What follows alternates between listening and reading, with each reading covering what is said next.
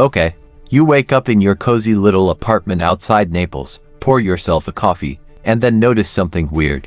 There's a new crack in the wall just above the baseboard. You chalk it up to age, maybe the building settling. But then your neighbor mentions their pipes are off. Another says their driveway is buckling. And before you know it, the local news is talking about ground uplift again. Not just a little twitch 8 centimeters in the last few months. And the name you don't want to hear is suddenly everywhere. Campi Flegrei. If you enjoyed this breakdown, don't forget to like, subscribe, and drop a comment. Your feedback helps shape what we cover next, and you being here keeps the conversation going. Thanks for watching. See you in the next one. Ground has been slowly and ominously rising again. And if you live anywhere near the Bay of Naples, that creeping elevation isn't just science trivia. It's an ancient beast stretching its limbs beneath your feet. The kind of thing that makes volcanologists cancel their weekend plans and pull up real-time dashboards in the middle of the night. This isn't just another sleepy volcano with a bad reputation. Campi Flegrei is massive, 24 kilometers wide, and it doesn't even look like a classic volcano. No perfect cone, no smoking summit.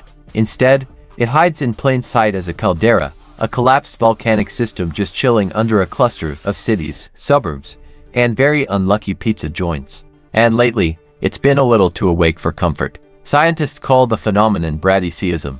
Basically, the ground lifts and falls like a slow, silent breath, except instead of air, it's hot water, gas, and magma shifting below the surface. It's not new, but it is intensifying.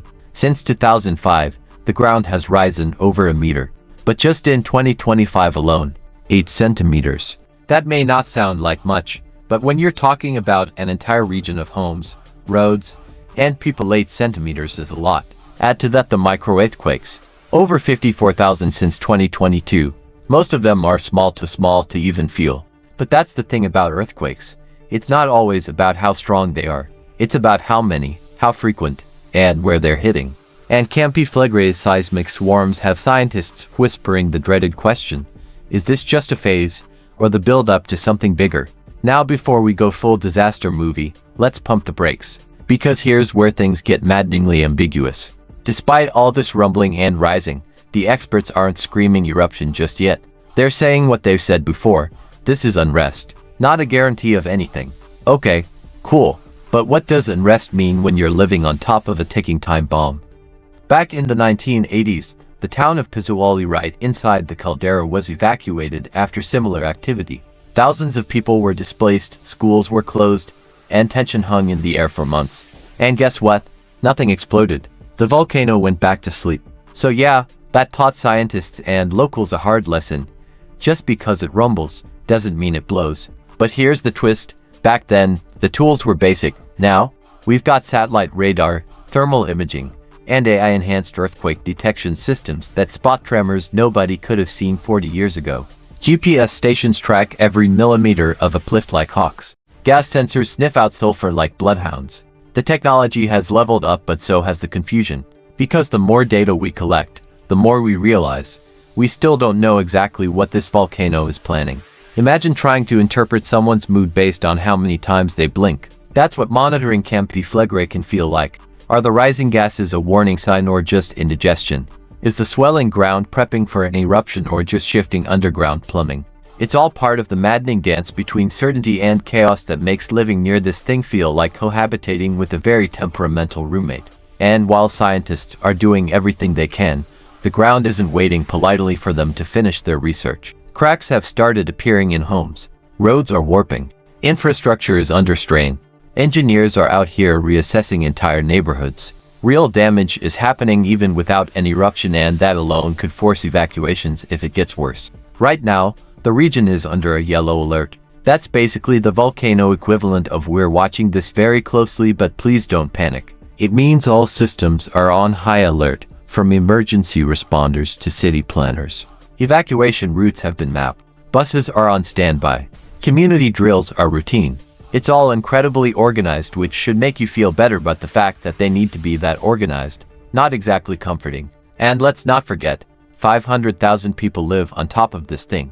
That's not just a few villages and farms. That's dense urban sprawl, historic neighborhoods, schools, and hospitals all within the caldera's reach. Moving that many people out of harm's way would be an enormous logistical operation. And timing would be everything. Wait too long, and you risk chaos. Move too soon, and you disrupt lives for nothing. It's a nightmare scenario that Italy has been rehearsing for decades and hopes they never have to perform. Meanwhile, the rest of the world watches from afar, treating Campi Flegrei like a particularly dramatic cousin who's always threatening to cause a scene at the family reunion. And yet, every time things start bubbling, we lean in. If you enjoyed this breakdown, don't forget to like, subscribe, and drop a comment. Your feedback helps shape what we cover next, and you being here keeps the conversation going. Thanks for watching. See you in the next one. But let's dial back from doomsday, because most scientists agree we're not on the brink of eruption. At least, not yet. Instead, what we're witnessing is a masterclass in modern volcanic risk management.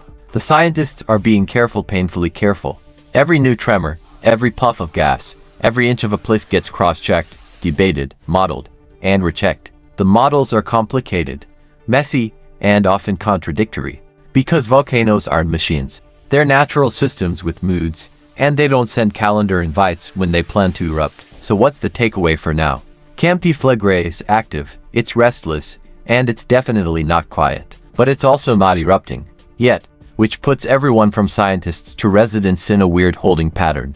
The data says be alert. History says don't assume. And the ground is still rising. It's like living next to a sleeping lion. Sure, it hasn't roared, but it did twitch.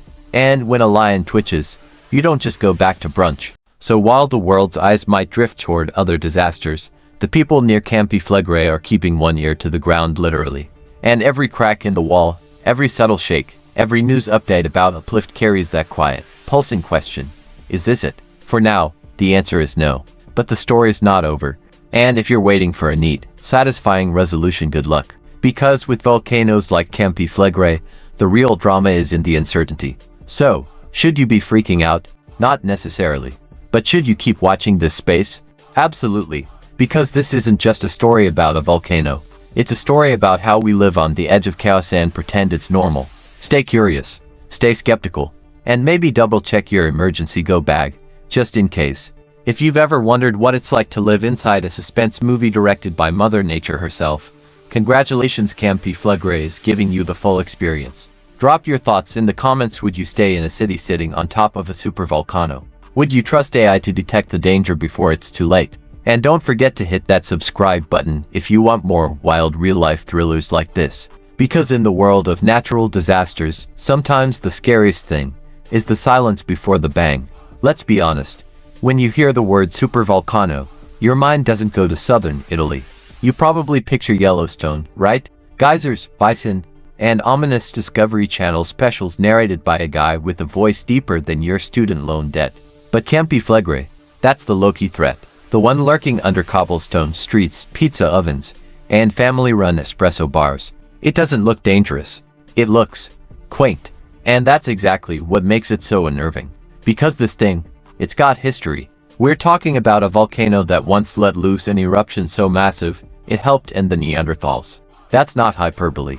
Scientists believe the Campanian ignimbrite eruption roughly 39,000 years ago blasted ash all across Europe and may have pushed early human populations to the brink. That's what we're dealing with here. This isn't just some temperamental mountain, it's a planet-level player. And now 500,000 people are living right on top of it like it's no big deal. But here's where the modern twist kicks in. Unlike ancient times when the earth shook and you just ran, today's crises unfold on livestream. Every microquake is plotted, every gas reading is published, and you better believe there's a Twitter account for it. So when Campi Flegrei stretches and sighs, the whole world knows within minutes. This might sound like a good thing, and it is, to a degree. But with great data comes great confusion, because for every signal scientists detect, there are 3 opinions about what it means. Even the experts don't always agree. You've got the cautious crowd, the ones saying, we've seen this before. Let's not cry magma just yet. Then you've got the more alarmed voices, pointing out that this is the most prolonged period of uplift in recent history and hey, maybe that means something this time. Meanwhile, the public is caught in the middle, toggling between we're fine and we need to evacuate now. And what do the politicians do? Well, they walk the tightrope. Too calm, and people accuse them of downplaying danger. Too panicked, and they risk triggering mass hysteria. So what do they say instead? The same thing they've been saying for years. We are monitoring the situation.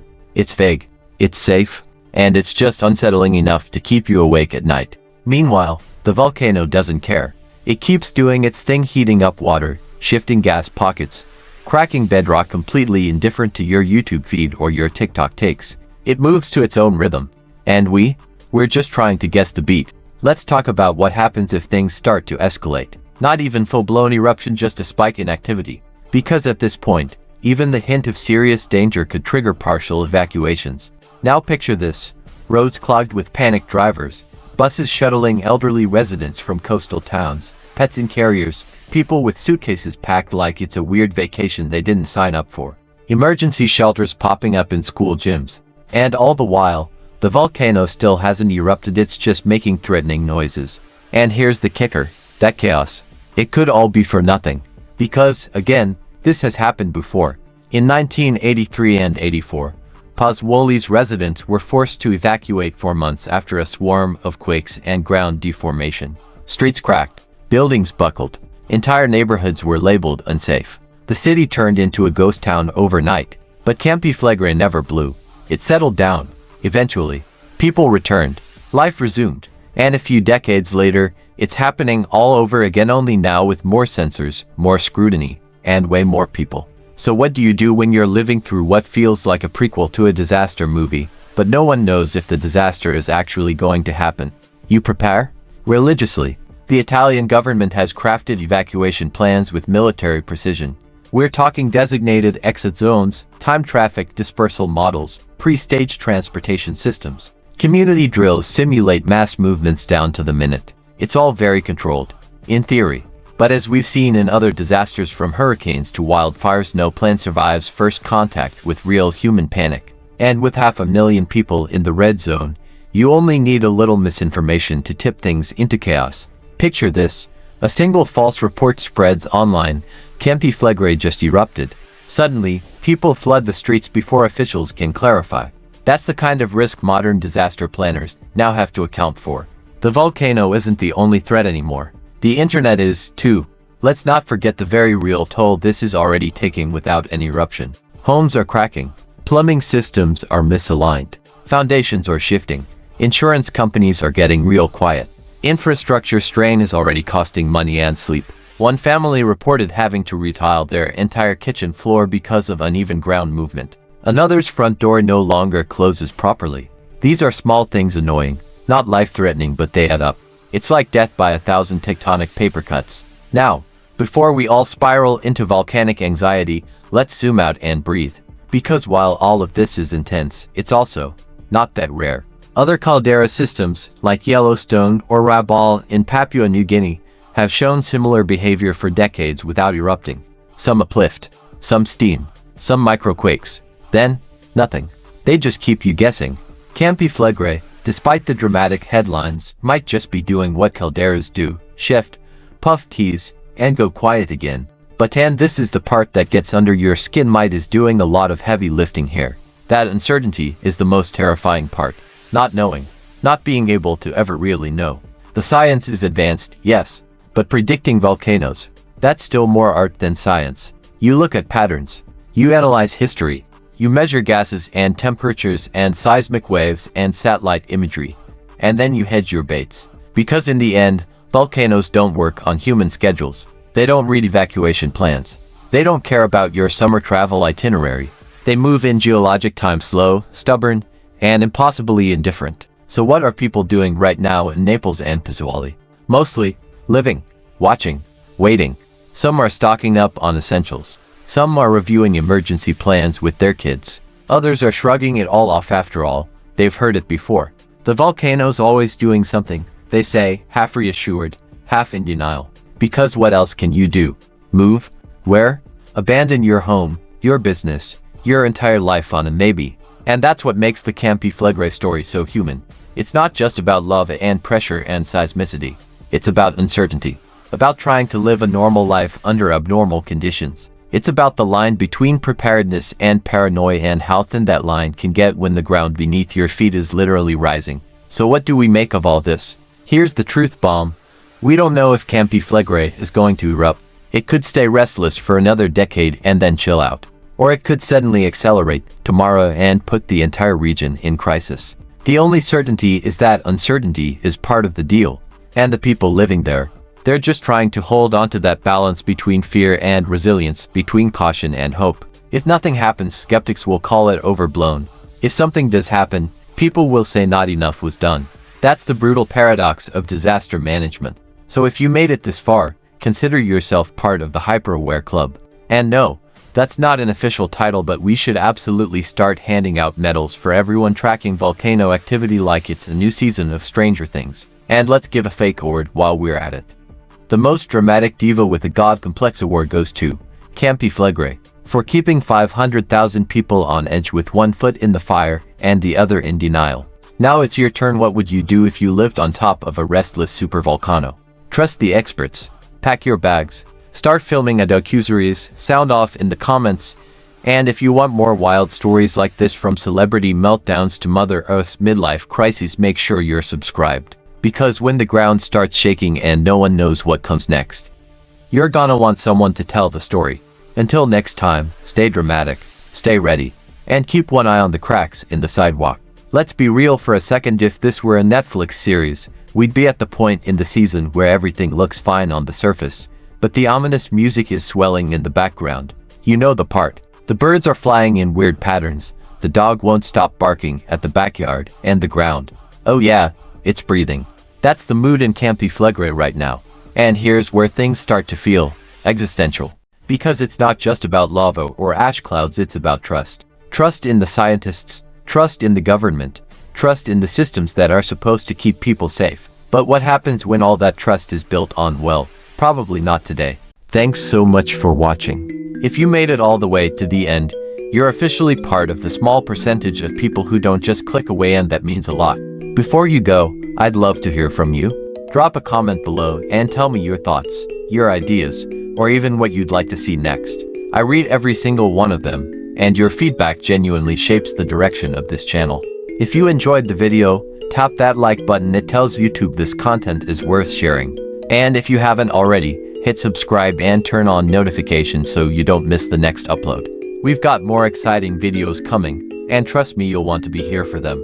This channel is just getting started, and your support helps it grow faster than you realize. Thank you again for spending a part of your day here with me. Stay curious, stay motivated, and as always, take care of yourself. Until next time, I'll see you in the next video.